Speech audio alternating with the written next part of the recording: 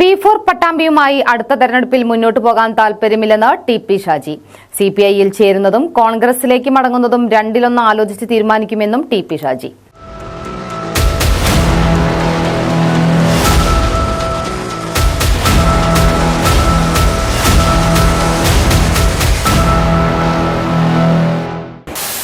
കോൺഗ്രസ് നേതൃത്വം അത്തരമൊരു ആവശ്യം മുന്നോട്ട് വെച്ചാൽ ഞാൻ നേരത്തെ സൂചിപ്പിച്ചതുപോലെ V4 പട്ടാമ്പിയുടെ നിലവിലുള്ള ഭാരവാഹികളുമായി കൂടിയാലോചന നടത്തി എല്ലാവർക്കും സമ്മതം ആണെങ്കിൽ ആ തീരുമാനം ഞങ്ങളെടുത്ത് മുന്നോട്ട് പോകും.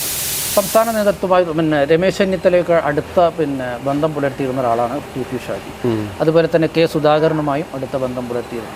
ഇവരാരെങ്കിലും ഇതിനുശേഷം ബന്ധപ്പെടുകയോ ആ കാര്യങ്ങളിൽ ചർച്ച നടത്തുകയോ ചെയ്തിട്ടുണ്ട്? അല്ല, പലതവണ സംസാരിച്ചിട്ടുണ്ട്. നേരിലും ഫോണിലൂടെയൊക്കെ ഞങ്ങൾ സംസാരിച്ചിട്ടുണ്ട്.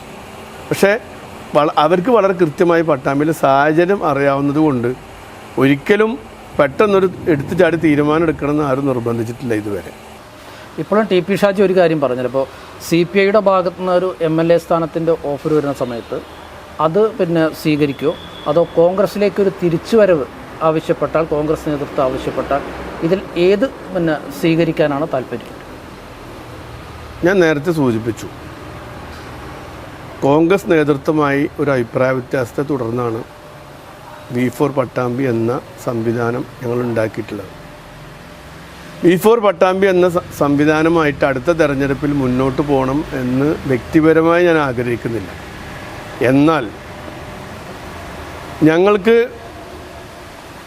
എല്ലാവർക്കും ചെല്ലാനും സംഘടനാ സംവിധാനവും നടത്താനുള്ള സൗകര്യമുള്ളൊരു പാർട്ടി, അത് ഞങ്ങൾ വിശദമായ ചർച്ച നടത്തി ഞങ്ങളൊരു തീരുമാനമെടുക്കും. കാരണം ഞാനിപ്പോൾ അത് പ്രഖ്യാപിച്ച പിന്നെ തീരുമാനം ആയല്ലോ. അപ്പോൾ ഈ ഒരു സംഘടനാ സംവിധാനത്തിൻ്റെ ഒരു കൂട്ടായ്മയുടെ ഭാഗമായി നിൽക്കുമ്പോൾ വ്യക്തിപരമായി എനിക്ക് ഒറ്റ വാക്കിൽ അത്തരത്തിലുള്ള ഉത്തരം നൽകുന്നതിന് പ്രയാസങ്ങൾ.